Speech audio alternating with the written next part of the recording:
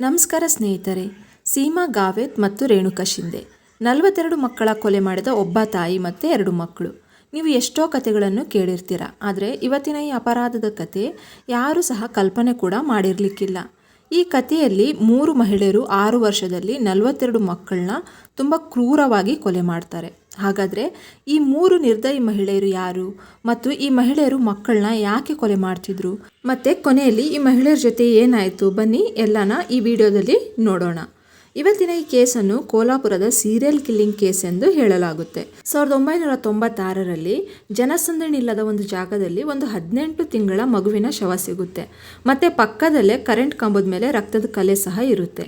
ಇದನ್ನು ನೋಡಿದ ಕೂಡಲೇ ಕ್ಲಿಯರ್ ಆಗಿ ಗೊತ್ತಾಗುತ್ತೆ ಯಾರೋ ಮಗುವಿನ ಕಾಲನ್ನ ಹಿಡಿದು ಆ ಕರೆಂಟ್ ಕಂಬಕ್ಕೆ ಮಗುವಿನ ತಲೆನ ತುಂಬ ಸಲ ಹೊಡೆದಿರೋದು ಮತ್ತು ಈ ಕಾರಣಕ್ಕೆ ಮಗು ಸತ್ತೋಗಿರೋದು. ಈ ಏರಿಯಾದಲ್ಲಿ ಇದೇನೋ ಮೊದಲ ಘಟನೆ ಆಗಿರಲ್ಲ. ಬದಲಾಗಿ ಇಲ್ಲಿನ ಆಸುಪಾಸಿನ ಏರಿಯಾಗಳಲ್ಲಿ ಈ ರೀತಿ ತುಂಬ ಮಕ್ಕಳು ಮಾಯವಾಗಿರ್ತಾರೆ ಮತ್ತು ಎಷ್ಟೋ ಮಕ್ಕಳ ಮೃತ ಶರೀರ ತುಂಬ ಭಯಾನಕವಾದ ಸ್ಥಿತಿಯಲ್ಲಿ ಸಿಗುತ್ತಿರುತ್ತೆ. ಈಗ ಪೊಲೀಸರು ಈ ಅಪರಾಧಿಗಳನ್ನು ಹುಡುಕ್ಲಿಕ್ಕೆ ಶುರು ಮಾಡ್ತಾರೆ.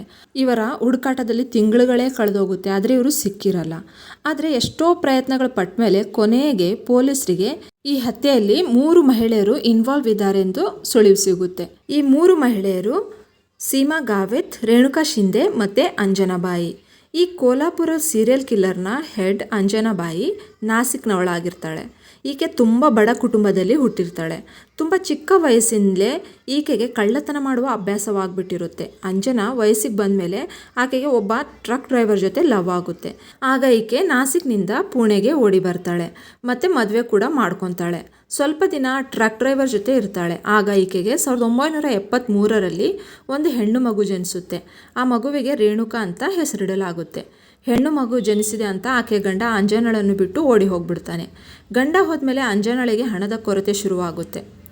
ಆಗ ಈಕೆ ಕೆಲಸ ಮಾಡಿ ಹಣ ಗಳಿಸೋ ಬದಲು ಕಳ್ಳತನದ ದಾರಿ ಹಿಡಿತಾಳೆ. ಗುಡಿಗಳಲ್ಲಿ, ಸಿನಿಮಾ ಹಾಲ್ಗಳಲ್ಲಿ, ಮಾರುಕಟ್ಟೆಗಳಲ್ಲಿ ಜೇಬು ಕಳ್ಳತನ ಮಾಡಲಿಕ್ಕೆ ಶುರು ಮಾಡ್ತಾಳೆ. ದಿನಗಳು ಹೀಗೆ ಕಳೀತಿದ್ವು. ಆಗ ಅಂಜನಾಳ ಜೀವನದಲ್ಲಿ ಮೋಹನ್ ಗಾವಿತ್ ಎಂಬ ಒಬ್ಬ ವ್ಯಕ್ತಿಯ ಎಂಟ್ರಿ ಆಗುತ್ತೆ. ಮೋಹನ್ ಆರ್ಮಿಯ ರಿಟೈರ್ಡ್ ಸೈನಿಕ ಆಗಿದ್ದ. 1974ರ ಆಸುಪಾಸು ಇವರಿಬ್ಬರು ಮದುವೆ ಮಾಡ್ಕೋತಾರೆ. ಮತ್ತು 1975ರಲ್ಲಿ ಅಂಜನಾ ತನ್ನ ಇನ್ನೊಂದು ಮಗಳು ಸೀಮಾಗೆ ಜನ್ಮ ನೀಡ್ತಾಳೆ.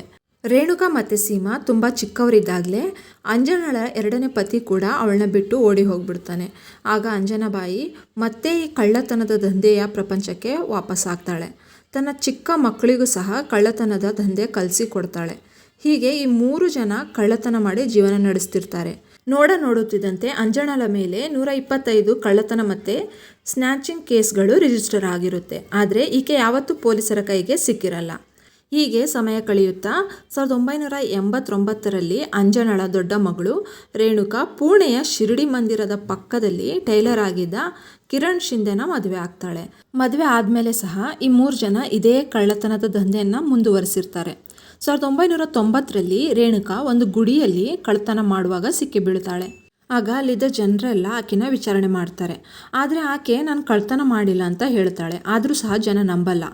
ಆಗ ಆಕೆ ತನ್ನ ಚಿಕ್ಕ ಮಗುನ ತೋರಿಸಿ ಮಗುವಿನ ಮೇಲೆ ಆಣೆ ನಾನು ಕಳ್ಳತನ ಮಾಡಿಲ್ಲ ಅಂತ ಹೇಳ್ತಾಳೆ. ಆಗ ಜನ ಆಕೆನ ನಂಬಿ ಹೋಗಲಿಕ್ಕೆ ಬಿಡ್ತಾರೆ. ಅವತ್ತಿನ ಘಟನೆಯಲ್ಲಿ ಮಗುವಿನ ಸಹಾಯದಿಂದ ಬಚಾವಾದ ರೇಣುಕಾಗೆ ಒಂದು ಐಡಿಯಾ ಬರುತ್ತೆ. ಮಕ್ಕಳನ್ನ ಉಪಯೋಗಿಸಿ ಕಳ್ಳತನದಲ್ಲಿ ಸಿಕ್ಕಿಬಿದ್ರೆ ಆರಾಮಾಗಿ ತಪ್ಪಿಸ್ಕೋಬಹುದು ಅಂತ.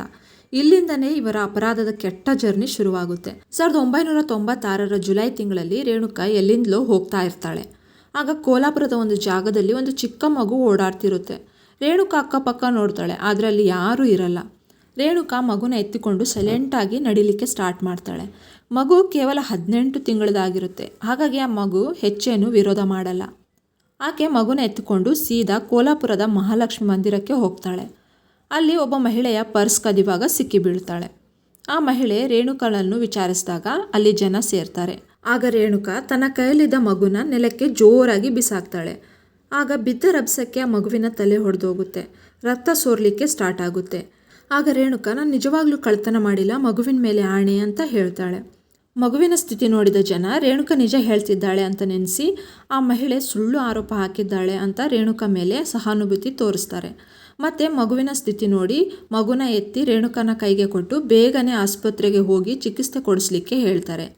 ಇದನ್ನು ನೋಡಿ ರೇಣುಕಾ ತನ್ನ ಐಡಿಯಾ ತುಂಬ ಚೆನ್ನಾಗಿದೆ ಅಂತ ಅನ್ಕೋತಾಳೆ. ಮತ್ತು ತನ್ನ ತಾಯಿ ಅಂಜನಾ ಮತ್ತು ತಂಗಿ ಸೀಮಾಗೂ ಹೇಳ್ತಾಳೆ. ಆಗ ಅವರಿಗೂ ಈ ಐಡಿಯಾ ಚೆನ್ನಾಗಿದೆ ಅನಿಸುತ್ತೆ. ಆಗ ಅವರೂ ಸಹ ಇವತ್ತಿಂದ ಯಾವುದೇ ಜೇಬು ಕತ್ತರಿಸುವುದಾಗಲಿ ಕಳ್ಳತನ ಮಾಡುವುದಾಗಲಿ ಮಾಡುವಾಗ ಒಂದು ಮಗುನ ಹತ್ತಿರದಲ್ಲೇ ಇಟ್ಕೊಳ್ಳೋಕ್ಕೆ ತೀರ್ಮಾನಿಸ್ತಾರೆ. ಯಾಕಂದರೆ ಅವರಲ್ಲಿ ಯಾರಾದರೂ ಸಿಕ್ಕಿ ಬಿದ್ದಾಗ ಮಗುನ ಜೋರಾಗಿ ನೆಲಕ್ಕೆ ಒಗೆದು ಬಿಸಾಕಿ ಜನರ ಗಮನ ಕಳ್ಳತನ ಬಿಟ್ಟು ಮಗುನ ಮೇಲೆ ಡೈವರ್ಟ್ ಆಗಲಿ ಅಂತ, ಮತ್ತು ಅವರು ಆರಾಮವಾಗಿ ಬಚಾವಾಗ್ಬೋದಂತ. ರೇಣುಕಾ ಗುಡಿಯಲ್ಲಿ ಬಿಸಾಕಿದ್ದ ಆ 18 ತಿಂಗಳ ಮಗು ಇನ್ನೂ ರೇಣುಕಾಳ ಹತ್ರನೇ ಇರುತ್ತೆ. ತಲೆ ಹೊಡೆದ್ರಿಂದ ಆ ಮಗು ತುಂಬ ಕಂಟಿನ್ಯೂಸ್ ಆಗಿ ಅಳ್ತಾ ಇರುತ್ತೆ. ಇದರಿಂದ ಇರಿಟೇಟ್ ಆದ 3 ಜನ ಮಗು ಜೊತೆ ಮಾಡಿದ ಕೃತ್ಯ ನಮಗೆಲ್ಲ ಕಲ್ಪನೆ ಕೂಡ ಮಾಡಲಿಕ್ಕಾಗಲ್ಲ. ಅವರು ಆ ಮಗುನ ನಿರ್ಜನ ಪ್ರದೇಶಕ್ಕೆ ಎತ್ತಿಕೊಂಡು ಹೋಗ್ತಾರೆ. ಮಗುವಿನ ತಲೆ ಕೆಳಗೆ ಮಾಡಿ ಕಾಲುಗಳನ್ನು ಕೈಯಲ್ಲಿ ಹಿಡಿದು ಹತ್ರದಲ್ಲೇ ಇದ್ದ ಒಂದು ಕರೆಂಟ್ ಕಂಬಕ್ಕೆ ಮಗುವಿನ ತಲೆನ ಜೋರಾಗಿ ಹೊಡಿಲಿಕ್ಕೆ ಸ್ಟಾರ್ಟ್ ಮಾಡ್ತಾರೆ. ಮಗು ಪ್ರಾಣ ಬಿಡೋವರೆಗೆ ಆ 3 ಜನ ಹೊಡಿತಾನೇ ಇರ್ತಾರೆ. ಮಗು ಸತ್ತೋದ್ಮೇಲೆ ಆ ಮಗುನ ಹತ್ರದಲ್ಲೇ ಇದ್ದ ಒಂದು ನಾಲೆಯಲ್ಲಿ ಬಿಸಾಕಿ ಹೋಗ್ಬಿಡ್ತಾರೆ. ಆದರೆ ಈ ಮಗುವಿನ ಕೊಲೆ ಅಷ್ಟೇನು ಸದ್ದು ಮಾಡಲ್ಲ.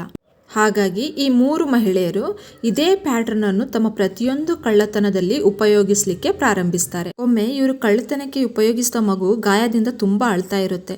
ಆಗ ಈ 3 ಜನ ಕ್ರೂರಿಗಳು ಆ ಮಗುನ ಒಂದು ನೀರಿದ ಬಕೆಟ್ನಲ್ಲಿ ತಲೆನ ಅದ್ದಿ ಕೈಕಾಲುಗಳನ್ನ ಗಟ್ಟಿಯಾಗಿ ಹಿಡಿತಾರೆ. ಪ್ರಾಣ ಹೋಗೋವರೆಗೆ ಆ ಮಗುನ ಹಾಗೆಯೇ ಹಿಡ್ದಿರ್ತಾರೆ.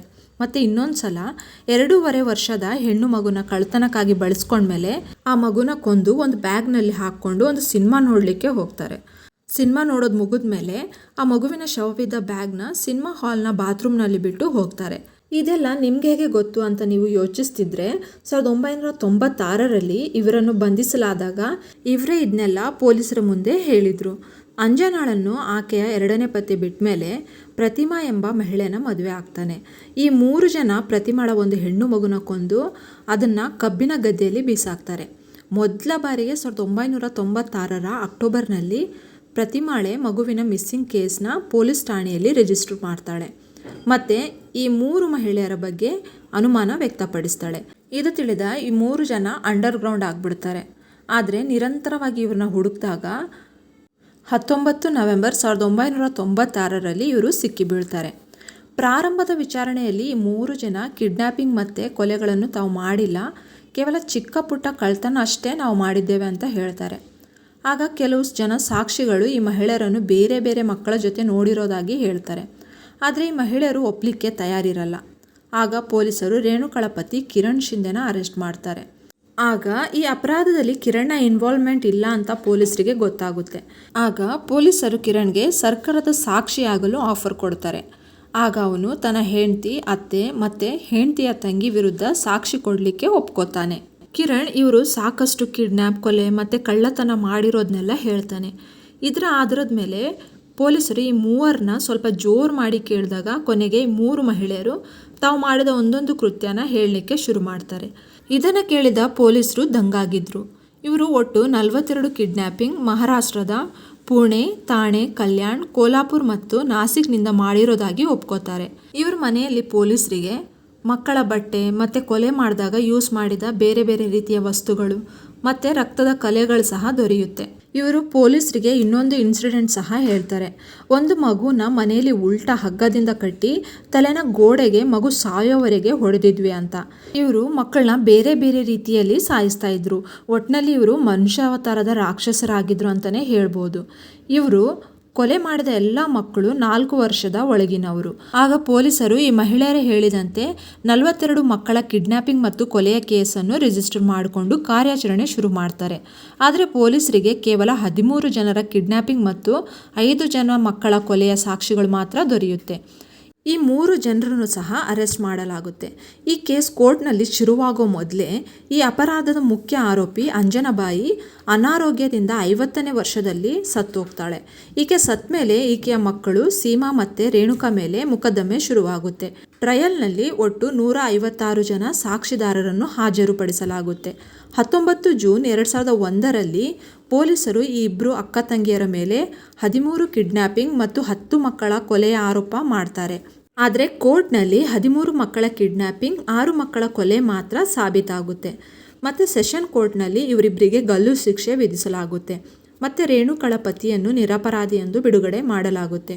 ಗಲ್ಲು ಶಿಕ್ಷೆನ ಈ 2 ಬಾಂಬೆ ಹೈಕೋರ್ಟ್ನಲ್ಲಿ ಪ್ರಶ್ನೆ ಮಾಡ್ತಾರೆ. ಆದ್ರೆ 9 ಡಿಸೆಂಬರ್ 2004ರಲ್ಲಿ ಬಾಂಬೆ ಹೈಕೋರ್ಟ್ ಸಹ ಇವರಿಗೆ ಗಲ್ಲು ಶಿಕ್ಷೆಯೇ ಆಗಬೇಕಂತ ತೀರ್ಪು ಮಾಡುತ್ತೆ. ಹೈಕೋರ್ಟ್ನ ಈ ತೀರ್ಪನ್ನು ಸುಪ್ರೀಂ ಕೋರ್ಟ್ನಲ್ಲಿ ಪ್ರಶ್ನಿಸುತ್ತಾರೆ. ಸುಪ್ರೀಂ ಕೋರ್ಟ್ ಸಹ ಹೈಕೋರ್ಟ್ನ ತೀರ್ಪನ್ನೇ ಎತ್ತಿ ಹಿಡಿಯುತ್ತೆ. ಆಗ ಈ ಇಬ್ರು ರಾಷ್ಟ್ರಪತಿಯವರಿಗೆ ದಯಾಯಾಚನೆ ಮಾಡ್ತಾರೆ. ಇದರಲ್ಲಿ ಅವರು ಗಲ್ಲು ಶಿಕ್ಷೆನ ಜೀವಾವಧಿ ಶಿಕ್ಷೆಯಾಗಿ ಮಾಡಬೇಕಂತ ವಿನಂತಿ ಮಾಡ್ತಾರೆ. ಆದರೆ 2014ರಲ್ಲಿ ರಾಷ್ಟ್ರಪತಿಯಾಗಿದ್ದ ಪ್ರಣವ್ ಮುಖರ್ಜಿ ಸಹ ಇವರ ಈ ವಿನಂತಿನ ಕ್ಯಾನ್ಸಲ್ ಮಾಡ್ತಾರೆ.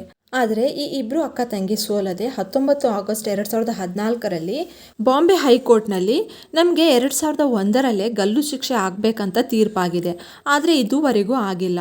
ನಾವು ಪ್ರತಿದಿನ ಗಲ್ಲು ಶಿಕ್ಷೆಯ ಭಯದಲ್ಲೇ ಜೀವನ ಕಳೀತಿದ್ದೇವೆ. ಹಾಗಾಗಿ ನೀವು ಇದನ್ನು ಜೀವಾವಧಿ ಶಿಕ್ಷೆಯಾಗಿ ಕನ್ವರ್ಟ್ ಮಾಡಬೇಕು ಅಂತ ಅಪೀಲ್ ಮಾಡ್ತಾರೆ. ಆಗ ಹೈಕೋರ್ಟ್ 18 ಆಗಸ್ಟ್ 2022ರಲ್ಲಿ ಇವರ ಗಲ್ಲು ಶಿಕ್ಷೆನ ಜೀವಾವಧಿ ಶಿಕ್ಷೆಯಾಗಿ ಕನ್ವರ್ಟ್ ಮಾಡುತ್ತೆ.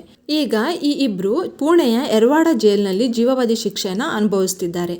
ನಿಮ್ಮ ಮನಸ್ಸಿನಲ್ಲಿ ಒಂದು ಪ್ರಶ್ನೆ ಕಾಡ್ತಿರ್ಬೋದು, ಇಷ್ಟೊಂದು ಮಕ್ಕಳು ಒಬ್ಬರಾದ್ಮೇಲೆ ಒಬ್ರು 6 ವರ್ಷದವರೆಗೆ ಮಾಯವಾಗ್ತಿದ್ರು, ಪೊಲೀಸರು ಯಾಕೆ ಸುಮ್ಮನೆ ಇದ್ರು ಅಂತ. ವಿಷಯವೇನೆಂದ್ರೆ ಈ ಕಿಡ್ನಾಪ್ ಆದ ಮಕ್ಕಳು ತುಂಬಾ ಬಡ ಮತ್ತೆ ಸ್ಲಮ್ನವರಾಗಿದ್ರು. ಇದಕ್ಕೆ ಏನು ಪೊಲೀಸರು ಇದ್ರ ಬಗ್ಗೆ ಹೆಚ್ಚು ತಲೆ ಕೆಡಿಸಿಕೊಂಡಿರಲ್ಲ. ಈ ಇಬ್ಬರ ಗಲ್ಲು ಶಿಕ್ಷೆನ ಜೀವಾವಧಿ ಶಿಕ್ಷೆಯಾಗಿ ಪರಿವರ್ತಿಸಿದ ಕೋರ್ಟ್ನ ತೀರ್ಪಿನ ಬಗ್ಗೆ ನಿಮ್ಮ ಅಭಿಪ್ರಾಯವೇನು? ಕೆಳಗಿನ ಕಮೆಂಟ್ ಬಾಕ್ಸಲ್ಲಿ ತಿಳಿಸಿ. ಇಂಥ ಅಪರಾಧದ ನೈಜ ಘಟನೆಗಳ ವಿಡಿಯೋ ನೋಡಲು ಚಾನಲ್ನ ಸಬ್ಸ್ಕ್ರೈಬ್ ಮಾಡಿ. ಧನ್ಯವಾದ.